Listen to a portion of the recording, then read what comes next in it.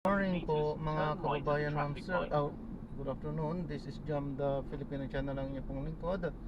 So today is June 24, 2026. Tayo ngayon ay papunta dyan yan sa my friend ay Firefly Road, sa may Valle Verde po yan, Ugong, Pasig. At dadalhin po natin sa may Opus Mall sa Terra Drive, Ugong Norte, Quezon City. Okay, magbabalik po tayo mamaya konti pag nakuha na po natin sila. Disclaimer naman po, ang content po natin ay kalsada at hindi ang passenger. Kaya naman sakasakaliman po na may marinig kayo mga pangalan ng lugar, pangalan ng tao, pangalan ng organization sa government o private man yan, ay wala pong kinalaman ang channel na ito. At wala pong pinapatungkulan. Lahat po ng pinag-uusapan dito ay pawang dito lamang po yan sa loob.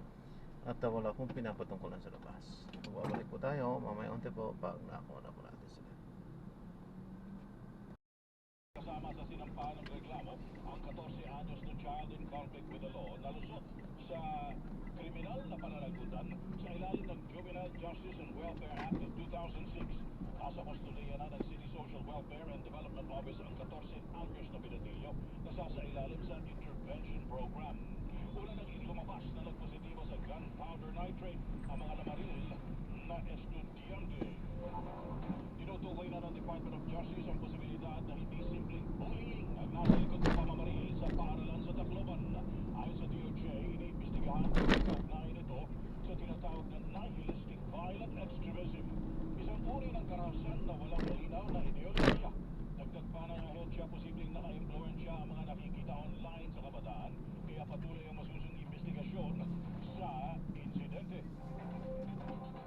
Masinigpitan na ang seguridad sa Leyte National High School na pinakamalaking paaralan sa Eastern Visayas kasunod ng shooting incident sa San Jose National High School sa Tacloban. Kaninang umaga, mahaba ang pila ng mga papasok ng mga estudyante sa gate kung saan isa-isang ininspeksyon ang kanilang mga bag. Para mas mamonitor ang mga pumapasok sa Gate 1 at Gate 3 ang itinalagang entrance, habang Gate 2 naman ang magiging exit. Hindi na rin papayagang pumasok ang mga sasakyan sa school grounds maliban sa mga sasakyan ng mga empleyado at sasakyan ng mga estudyanteng may disabilities. Hihingan din ng valid ID at kailangan din na magsulat sa visitor's log ang mga papasok sa campus. May isasagawa ding regular roving patrol sa oras ng klase. Sa tala, aabot sa 8,000 ang mga estudyante sa Leyte National High School. Kabilang ang age of criminal liability sa inaasahang tatalakayin sa pagdinig ng Senado sa 1 ng Hulyo kaugnay ang pamamaril ng 2 estudyante sa loob ng paaralan sa Tacloban City. Sa panayam sa DZMM, sinabi ni Senate President Sherwin Gatchalian na tutol siyang ibaba ang edad sa kriminal na pananagutan ng mga bata. Katwiran ni Gatchalian, epektibo pa rin ang mga Child Reform Center katulad ng Bahay Pag-asa kung saan maraming kabataang nasangkot sa krimen ang maayos na nakabalik sa lipunan matapos sumailalim sa rehabilitasyon. Sa halip na pagbaba ng age of criminal liability, isinulong ni Senador Gatchalian ang ban sa paggamit ng lahat ng uri ng social media sa mga edad 16 pababa, kabilang ang online games na nagpapakita ng karahasan. Una nang isinulong ni Senador Robin Padilla na ibaba sa 10 taong gulang ang age of criminal liability. Hindi ako sang-ayon dahil sa Valenzuela meron kaming Bahay Pag-asa.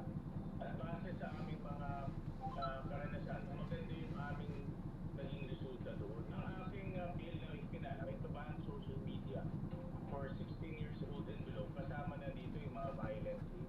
Kaya mo games, pwede kang pumatay, at sa mga bata katulad nitong mga gumawa nitong krimen na 14, 15 years old, nakaka-influensya sa kanila. So, Para naman sa litigation lawyer at child advocate na si Arnel Magcalas, dapat ibalik ang dating nakasaad sa revised penal code na mga batang 9 na taong gulang pababa ang exempted sa criminal liability.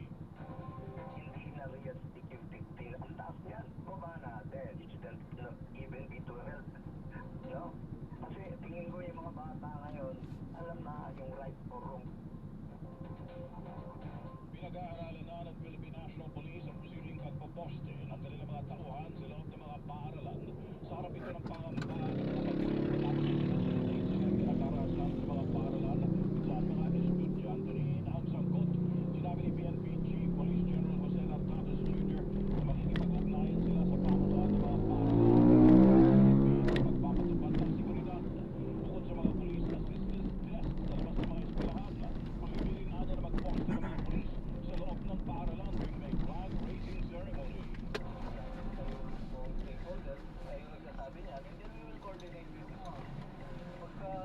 tayo, whether with or without barrel, yun ang pag-uusapan natin.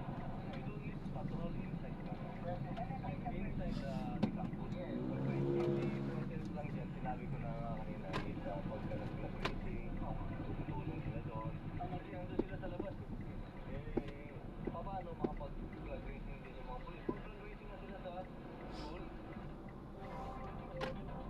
Stigma pa rin ang nakikitang dahilan kung bakit maaantala ang pagpapatingin sa doktor ng mga batang may pinagdaraan ng problema sa kanilang Tabi na. mental health. Sinabi sa DZMM, the National Center for Mental Health Center Chief Dr. Noel Reyes, may mga magulang Dito ba kabros pa? kilala ang pinagdaraanan ng kanilang anak kaya natatagalan ng konsultasyon. Ayon sa eksperto, banayang mabuti ang pagbabago sa asal at emosyon ng bata at iparamdam ang pagpunawa sa halip na ikumpara sa nakaraan. Para sa mga nangangailangan ng tulong sa mental health, maaaring tumawag sa National Mental Health Crisis